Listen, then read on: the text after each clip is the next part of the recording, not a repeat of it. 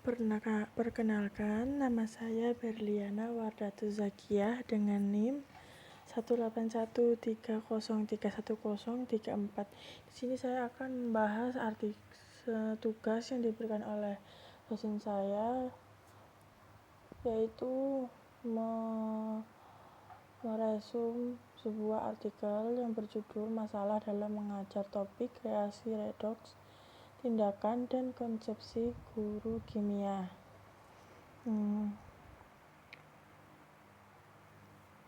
Pembahasan dalam presentasi kali ini yaitu part pertama abstrak, yang kedua masalah dalam mengajar reaksi redoks, yang ketiga metode, yang keempat hasil mengenai masalah belajar, yang kelima hasil mengenai konsepsi guru tentang masalah mengajar, yang keenam diskusi. Yang pertama abstrak.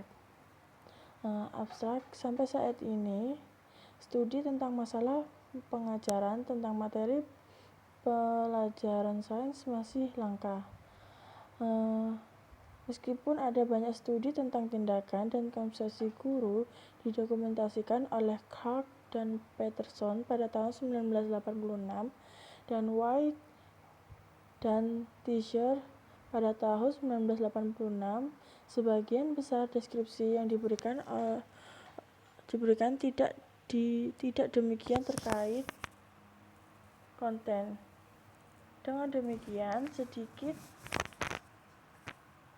yang diketahui tentang apa yang dilakukan dan dipikirkan oleh guru sains dan jenisnya, masalah yang mereka hadapi saat mengajar, konsepsi, aturan, dan lain-lain sains tertentu. Artikel ini menyajikan sebuah studi yang berfokus pada masalah pengajaran saat mengajarkan topik elektrokimia, lebih khusus lagi reaksi redoks. Topik ini dipilih karena tampak sulit untuk belajar dan mengajar menurut survei Belanda.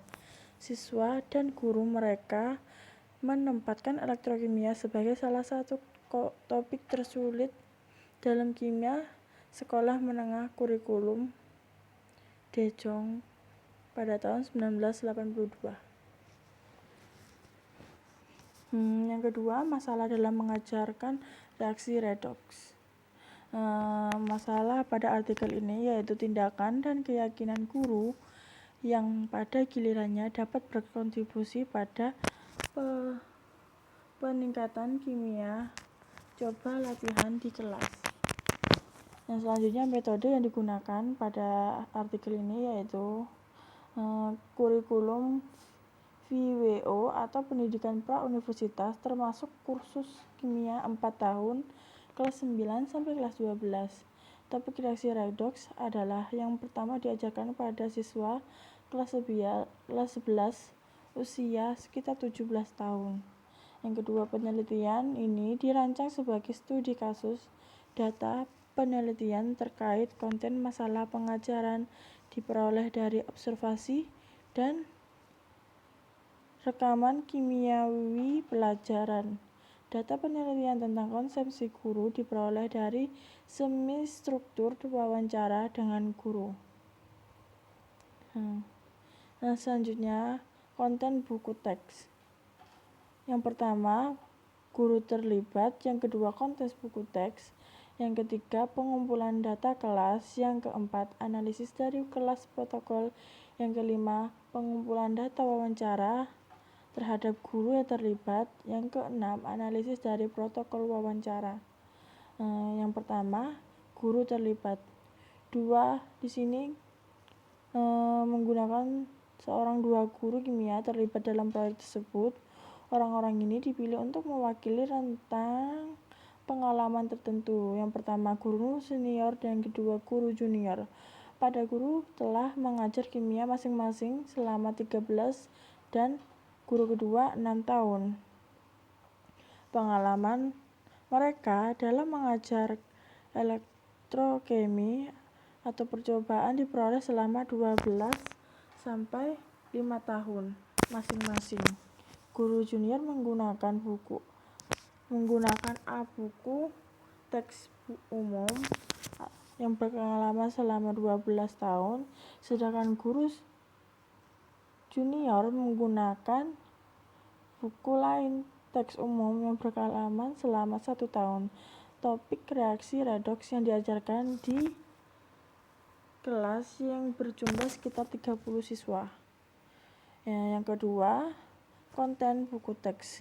Mengenai konten buku teks, topik reaksi redoks ini, buku teks yang digunakan oleh guru berisi secara kasar konten yang sama. Pada dasarnya, urutan yang perkenalan atau identik adalah transfer elektron antara reaktan, divisi zat, pengoksidasi dan pereduksi, penyimpanan dan penambahan kompleks setengah persamaan, memverifikasi dan prediksi reaksi redoks. Dengan menggunakan tabel kekuatan relatif dari zat pengoksidasi dan pereduksi, aplikasi industri oksidasi dan reduksi. Langkah ketiga, pengumpulan data kelas. Dari awal kedua kursus dalam reaksi redoks, kegiatan kelas dimulai diamati oleh satu peneliti yang sama. Gambar dan catatan di papan tulis disalin ke dalam buku catatan. Selain itu, semua pelajaran untuk guru senior dan juga untuk guru junior. 18 dan 17 pelajaran periode masing-masing 50 menit. Direkam pada pita audio dan ditranskripsikan untuk selanjutnya analisis protokol. Langkah yang keempat, analisis dari kelas protokol. Analisis protokol kelas difokuskan pada pernyataan dari guru dan siswa mereka.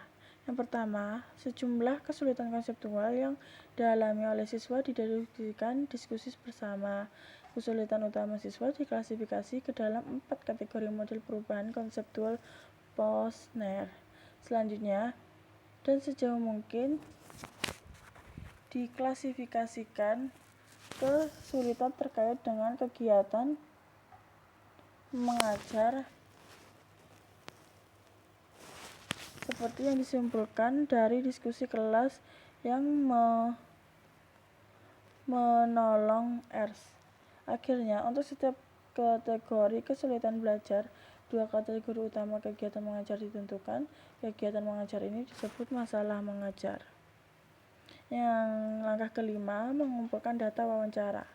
Setelah melakukan kegiatan mengajar sebelumnya, yang selanjutnya setiap guru diwawancarai 2 kali secara individu oleh penilai yang mengamatinya saat pelajaran. Wawancara pertama dilakukan di tengah jalan, yang kedua tepat setelah akhir kursus.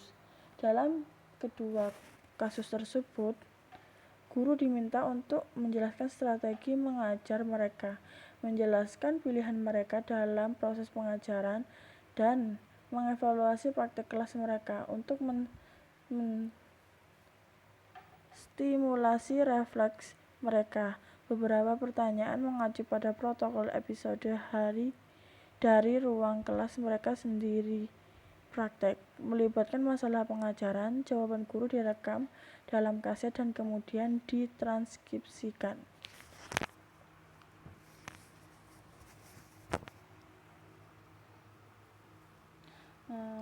Langkah yang keenam, untuk menganalisis wawancara. Untuk menganalisis wawancara, protokol wawancara, kami menggunakan prosedur umum yang sama seperti yang dijelaskan sebelumnya. Hasil analisis kelas digunakan untuk menguji komik refleksi guru membahas aktivitas mengajar mereka sendiri. Subbab selanjutnya mengenai hasil mengenai masalah belajar. Yang pertama, mengajar masalah mengenai kebutuhan dari konsepsi Neo. Pertama, guru memperkenalkan konsep yang jarang digunakan oleh siswa. konsep dibilang oksidasi meskipun konsep ini tidak ada dalam buku teks karena tidak dimasukkan dalam kurikulum kimia Belanda. Para guru membahasnya, mereka menyarankan siswa untuk melihat itu sebagai alat yang dapat membantu untuk mengidentifikasi reaksi sebagai reaksi redoks dan menyeimbangkan redoks kompleks bersamaan. Yang kedua, masalah pengajaran menyajikan penjelasan berlebihan bagi siswa. Ini terjadi terutama ketika menjelaskan konsep transfer elektron pada guru.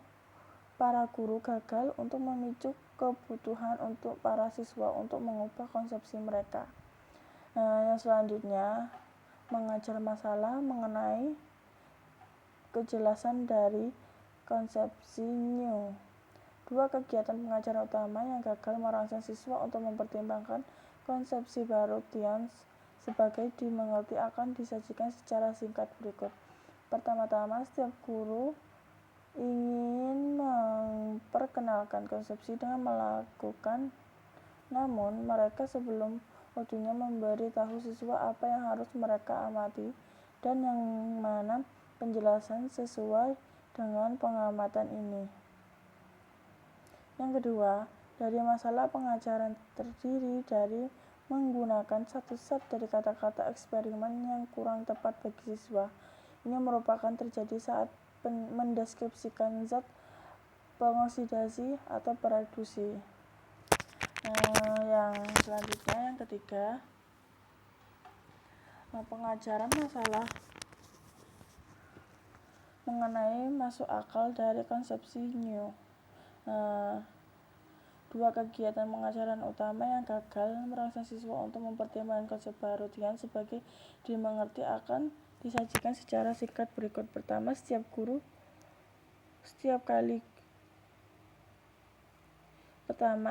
memperkenalkan konsep tanpa cukup mengekspos maknanya di dalam konteks khusus di mana mereka digunakan. Ini terjadi terutama saat membahas konsep bilangan oksidasi. Siswa dianggap angka-angka ini untuk menjadi nilai biaya ion, alih-alih angka dengan arti formal yang dapat digunakan untuk menyeimbangkan persamaan redoks. Menurut mereka, arti formal tidak masuk akal dengan senyawa no-ionik. Yang kedua, dari masalah pengajaran adalah mengabaikan proposal siswa yang masuk akal mereka, tapi tidak untuk guru. Yang keempat, masalah mengajar tentang buah Junes dari konsepsi baru. Dua kegiatan pengajaran utama yang tidak mampu membantu siswa untuk mempertimbangkan konsep baru sebagai berbuah sekarang akan dijelaskan secara singkat. Yang pertama, guru cenderung mengabaikan aplikasi penting dari konsep elektrokimia di bidang teknologi dan masyarakat, seperti industri produksi baja. Kategori ini diaplikasikan dengan jelas dalam buku teks, meskipun sangat sederhana. Dalam banyak kasus, file guru banyak memperhatikan inti kimia dari bagian buku teks dan hampir tidak membahas nilai mengetahui tentang reaksi redoks. Yang kedua, dari masalah pengajaran terlalu menekan pentingnya menggunakan algoritmik prosedur seperti yang ditemukan di buku teks, khususnya yang dapat digunakan untuk menyeimbangkan persamaan setengah redoks pleks. Selanjutnya, hasil mengenai konsep guru tentang masalah mengajar. Yang pertama, kebodohan dari konsepsi new. Mengenai peraturan tugas pemecahan masalah, siswa tidak sesuai. Guru membuat dua macam komentar. Di satu sisi, mereka mengatakan mereka memperkenalkan bilangan oksidasi karena mereka mempertimbangkan konsep ini menjadi alat yang berguna dalam mengidentifikasi reaksi redoks dan menyeimbangkan persamaan redoks. Yang selanjutnya, kejelasan konsepsi baru. Tentang masalah merumuskan konsepsi guru sebelum waktunya, para guru mengatakan sudah membuat itu kebiasaan tawaran siswa pengamatan dan penjelasan mereka sendiri. Menurut guru, kegiatan ini mencegah siswa mengembangkan konsepsi yang berbeda yang dimaksudkan oleh para guru. Yang selanjutnya masuk akal dari konsepsi new. Pada masalah underemphasizing pentingnya konsep makna dari konsep, para guru menyalahkan kurangnya waktu. Selain itu, kata mereka, seringkali sulit bagi mereka merumuskan makna konsep yang tepat karena makna ini harusnya valid secara ilmiah serta dapat diterima oleh siswa mereka. Yang selanjutnya, kesempurnaan dari konsepsi baru. Mengenai masalah, hampir tidak berbicara tentang aplikasi konsep elektrokimia. Para guru berpendapat bahwa fakta kimiawi seperti yang dijelaskan di buku teks ini sulit inti. Akibatnya, fakta-fakta ini lebih penting untuk mempelajari daripada misalnya domestik atau aplikasi industri. Mereka juga menunjukkan bahwa itu terutama pengetahuan tentang kandungan kimiawi yang dibutuhkan saat menyelesaikan masalah dalam tes, misalnya dalam ujian akhir. Yang selanjutnya diskusi.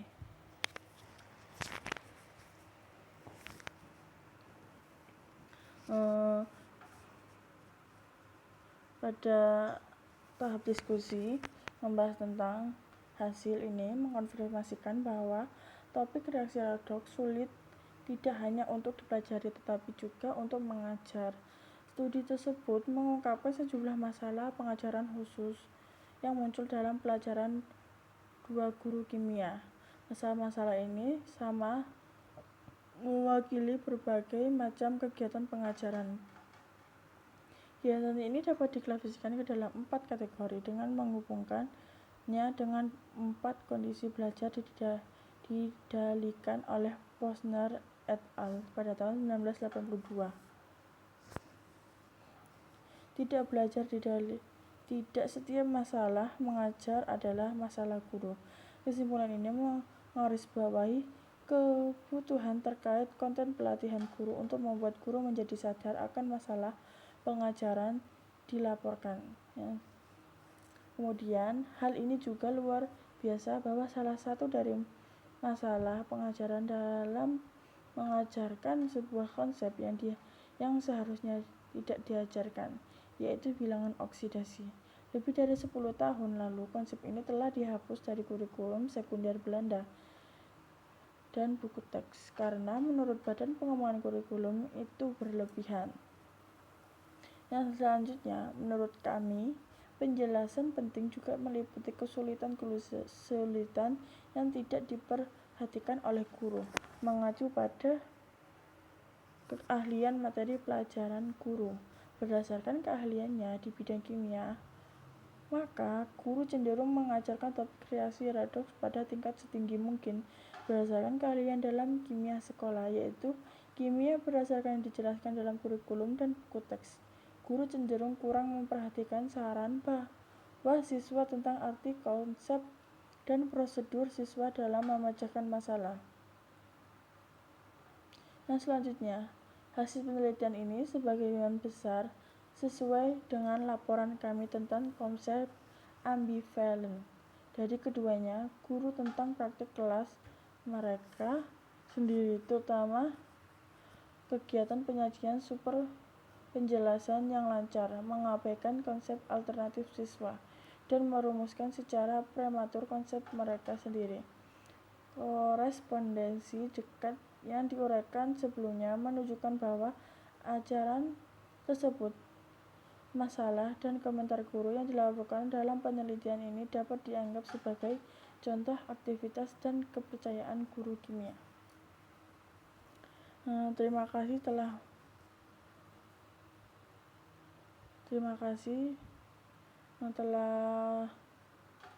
mendengarkan penjelasan dari saya. Sekian dari saya. Terima kasih.